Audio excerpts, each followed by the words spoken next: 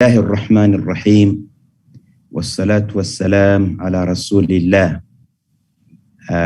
Brothers and sisters, Salaam Allahi alaykum wa rahmatuhu wa barakatuhu. This occasion is very emotional for me for two reasons. The first one is that I'm talking to you from Mecca.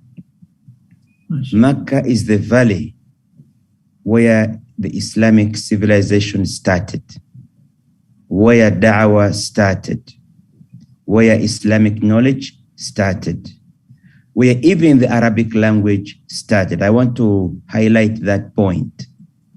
Before Islam, there were many dialects spoken all over the Arabian Peninsula, and with difficulties of understanding one another.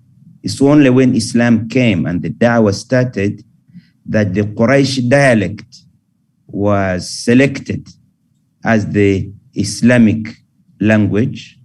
It was standardized by the Quran.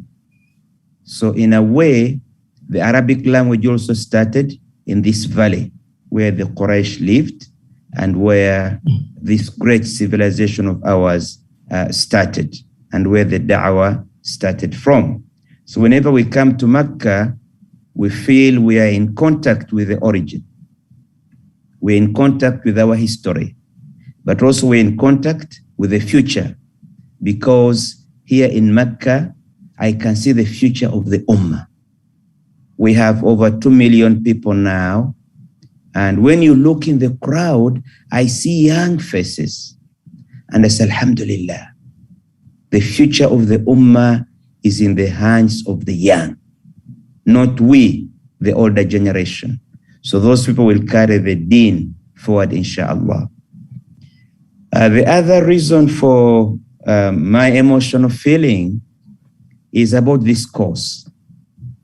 This course is an innovation. It's an experiment, a new approach based on its contents, on its international outlook.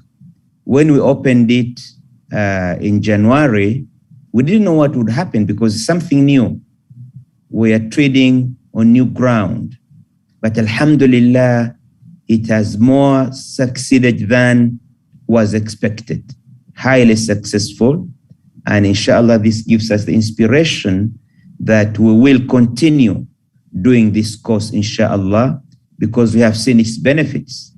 And we have seen the doctor from Hong Kong. This is one of the miracles of this course. And inshallah, we'll see more miracles in the future. I want to make several remarks relevant to the course. And I will start with the concept of certificate. Alhamdulillah, the participants are going to be given certificates. The word certificate has got a historical origin in our ummah. And I want all participants to take up this understanding of certificate. Certificate is called ijaza. A long time ago, there were no paper certificates or electronic certificates. A scholar would be in his house and students would come to him from all over the world, sit with him every day, study with him. They not only studied facts from books, but also they studied his character, his behavior, how he dealt with people. It was a complete education. The scholar would, after a period of time, maybe 2 years, 3 years, depending on the student's progress, give him ijaza. So now I give you ijaza, you can go and start teaching. So this is the important thing that I want to say to the participants. When we give you this certificate, it does not mean go and hang it in your sitting room. It means now it's time for you to share the knowledge that you have got, because this is the meaning of the concept of ijaza from our history. I would like to thank, first of all, the participants, because They are the reason for our being here. They're the most important part of this course. We have over 400 from 62 different countries of the world, different time belts. The participants have sacrificed time.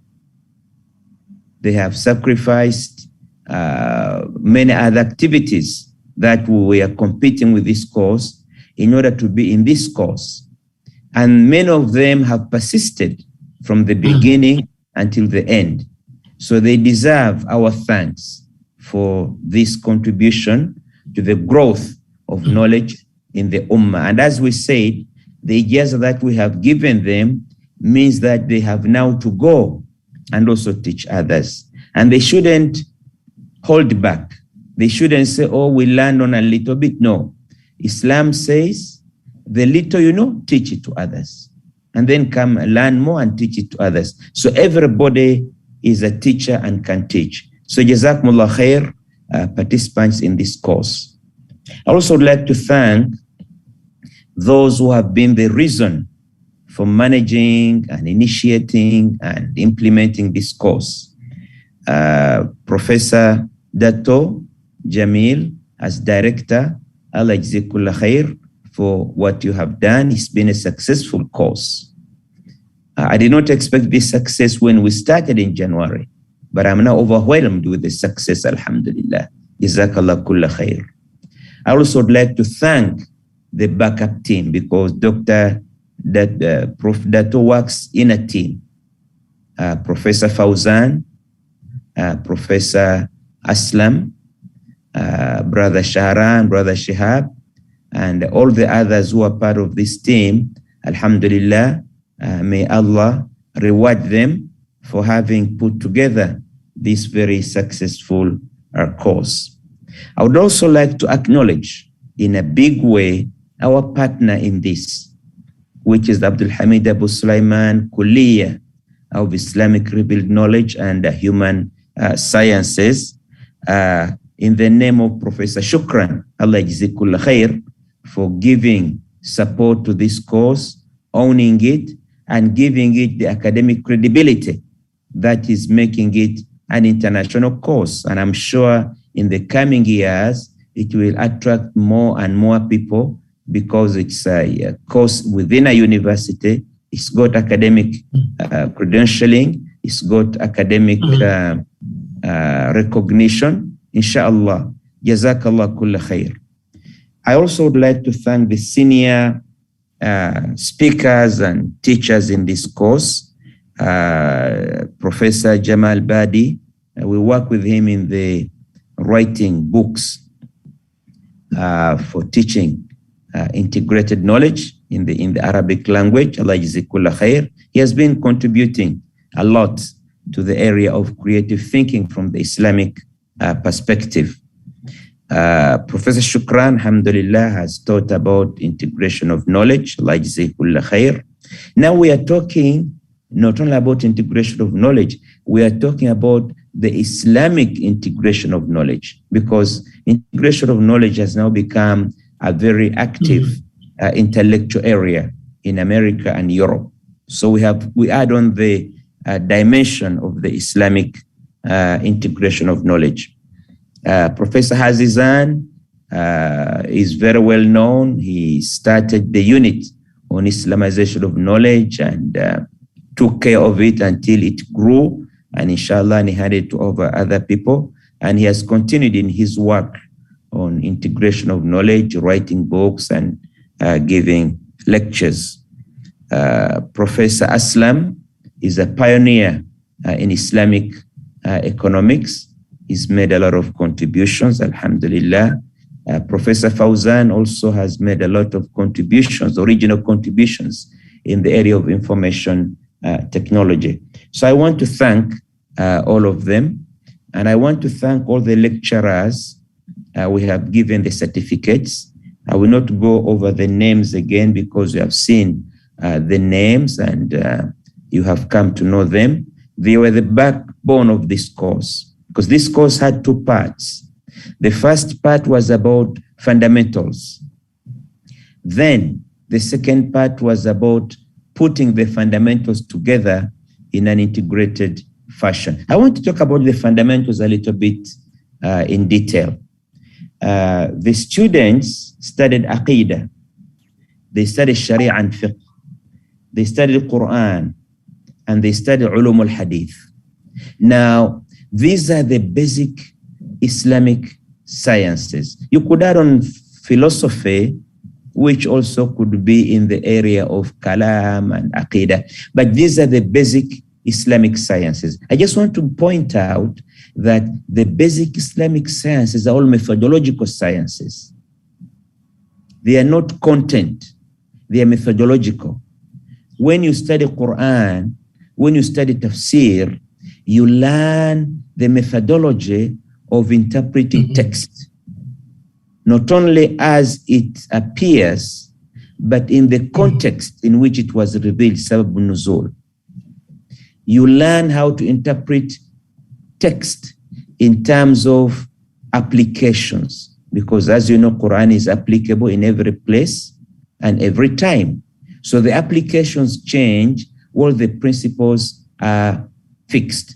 So Quranic studies are a methodological study, and someone who knows Quran very well, its various sciences, is a methodological thinker.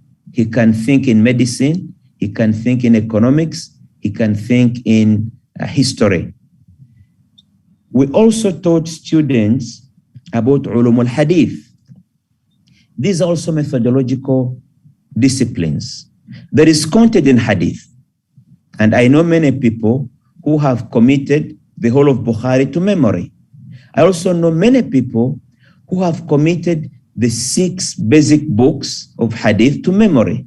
I also know people who have committed the basic 9 books of Hadith to memory. That's about the content. But when you study Hadith, you learn the methodology. How do you distinguish a strong Hadith, a Sahih, from a weak Hadith, a Da'if?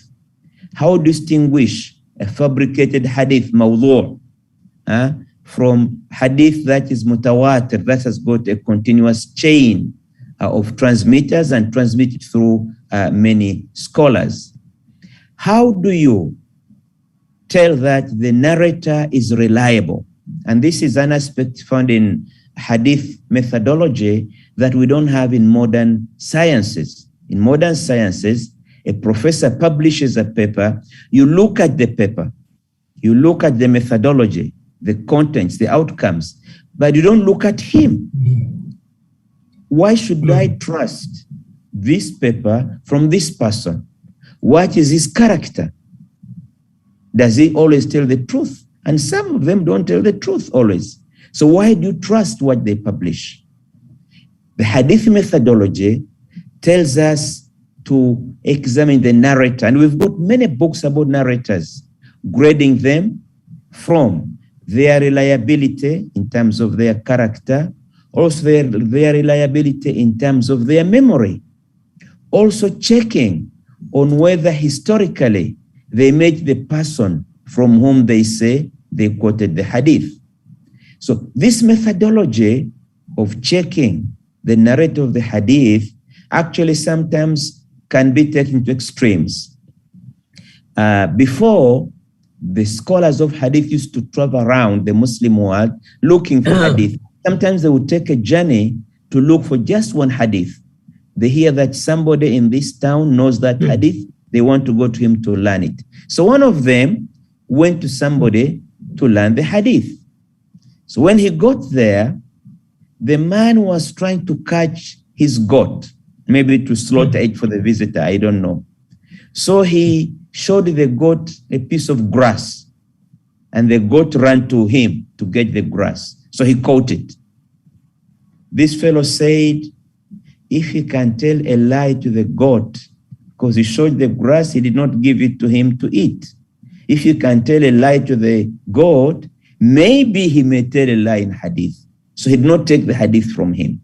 So this is how strong this methodology of Hadith study is. So when we talk about Hadith studies, we are learning a methodology of dealing with knowledge, of dealing with facts that we can incorporate in all other areas of study.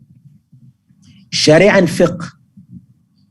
Usul al-fiqh, which is the basic science of Sharia, is, in my understanding, my humble understanding, the strongest methodological discipline that humans know. It's very methodological. And once you know usul al-fiqh, you can use its principles to solve a lot of problems. Many of you sometimes you are surprised that you come to the sheikh and ask him many questions. One asks about money, one asks about food, one asks about bitcoins, one asks about traveling in planes, about salah, zakah, and the same sheikh can answer. How come he can master knowledge in all of these different disciplines? The secret is he knows the principles, the methodology. Once you know ilm usul al-fiqh, you can handle a lot of practical situations that you come across. Aqidah.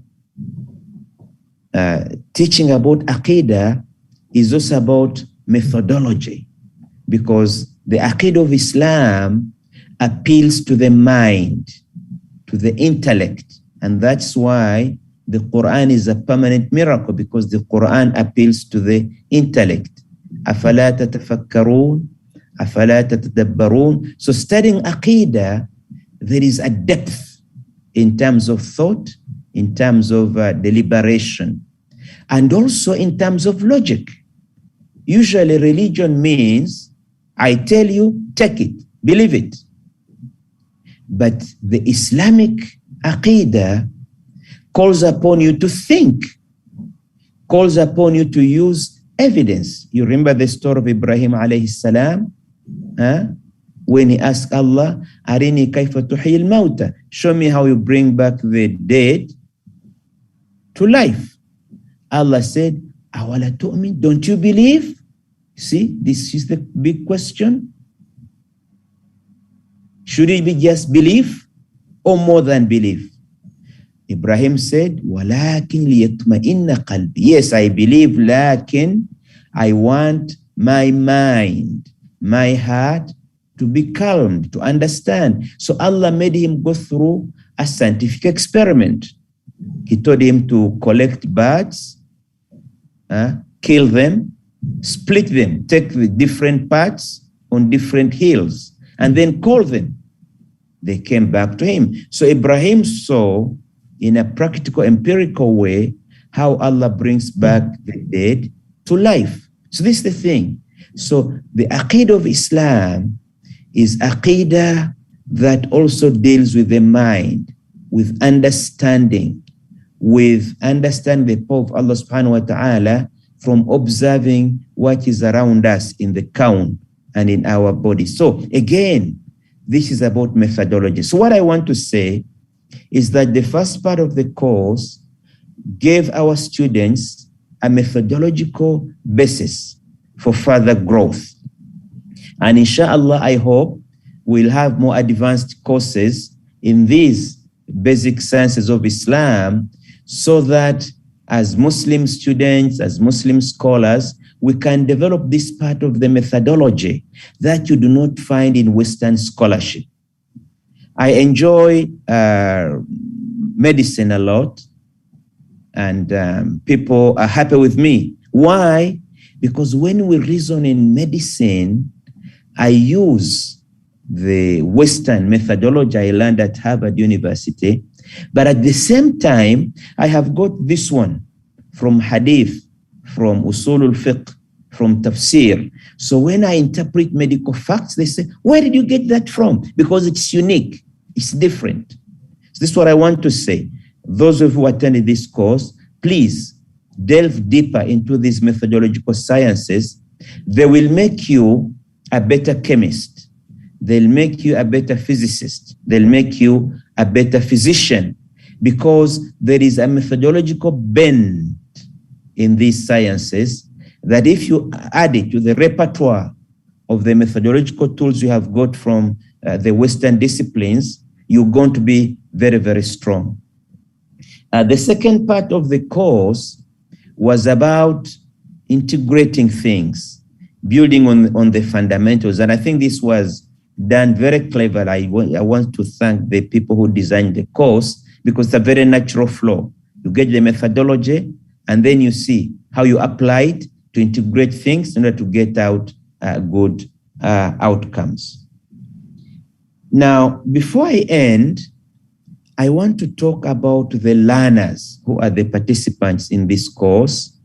And also I want to talk about knowledge itself, because we are in this course to get knowledge.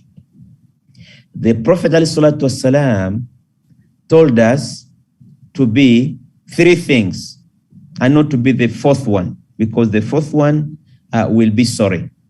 Kun aliman, be knowledgeable. Either you know, have knowledge. If you don't have knowledge, kun muta'alliman, be a learner, look for knowledge. He actually said we should look for knowledge up to China. China in those days was the farthest place you could imagine from Medina.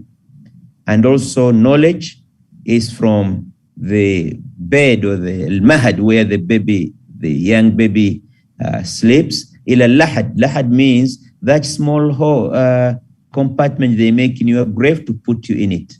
So you need to look for knowledge all through your life. So you are either a scholar, you know, or if you don't know, muta'alliman, you are learning, seeking knowledge in an active way. The third category is mustami'an. This is someone who is seeking knowledge, not in an active methodological way. You listen to people of knowledge speak. You listen to the khutbat al-jum'ah, you listen to the ulama, to the ustad speaking. Again, you are getting knowledge. So you can only be three. You are knowledgeable, you are a learner, or you are a listener. وَلَا تَكُنِ الرَّابِعْ فَتَهْلِكْ. Don't be the fourth one, because then you will be destroyed. The fourth one is someone who has nothing to do with knowledge or learning about it. So I wish to congratulate the participants in this course, because you made a decision to be learners. Alhamdulillah. That's the second category. And eventually you will yourselves become knowledgeable people who will be transmitting this knowledge that you've got to other people.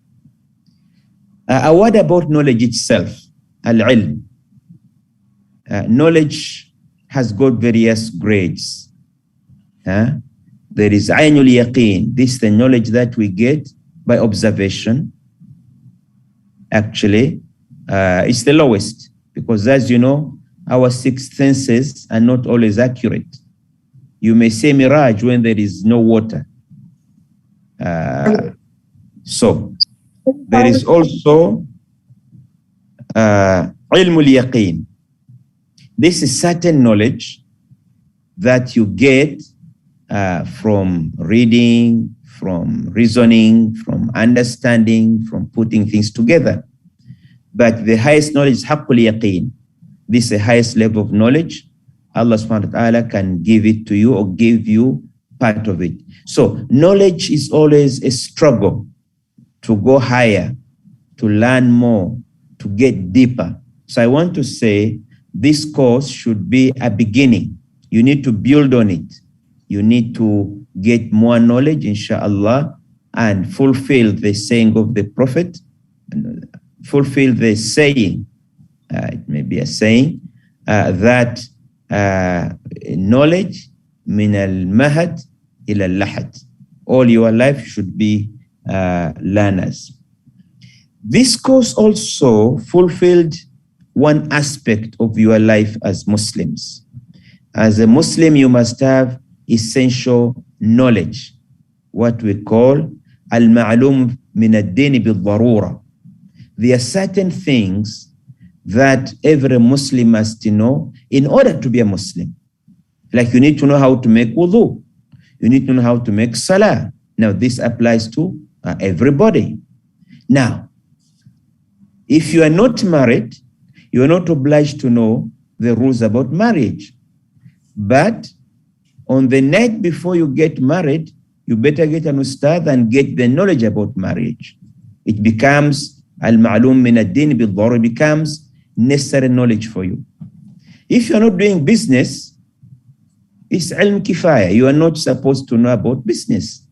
But when you open your shop, before you get the first customer, you need to get knowledge about business and money from the Islamic point of view. So alhamdulillah, some aspects of this course were about those practical aspects, especially in Sharia and fiqh, that you need to be a good Muslim.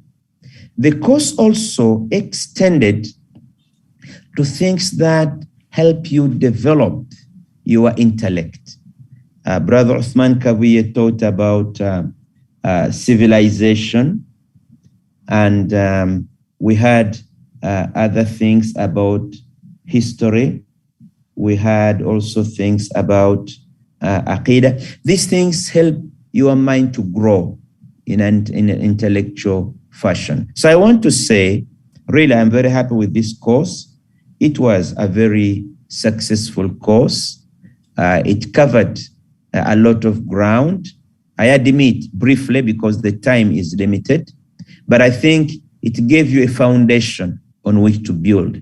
And I would like to ask the organizers of the course to have more advanced courses, take each of the components and design a more advanced curriculum to enable our learners to launch themselves on a path of continuous learning, inshallah.